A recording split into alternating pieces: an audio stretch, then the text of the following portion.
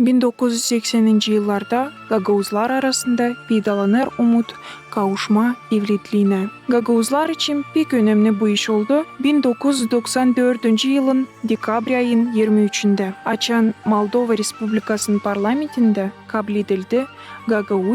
Gagauz yeri özel hak statüsü için kanun. Bu kanuna göre Gagauzların Moldova Respublikası içinde devletlik statüsü tanındı. Hem Gagauz yeri avtonomiyası kuruldu.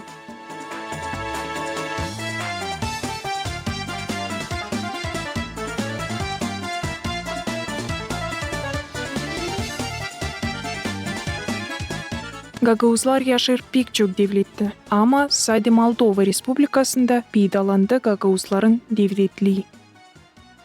Ben de isterim ekleme uşaklar. Hani bizim dedelerimiz bir uzun hem zor yol geçmişler bu yerlere yerleşince. Ama sadece onların mukayyetliği hem sabırlı yardım etmiş onlara geçirme hepsi zorlukları da kurmuşlar onlar bu devleti. Nerede büyün biz sizinle yaşayırız ayolcuklarım.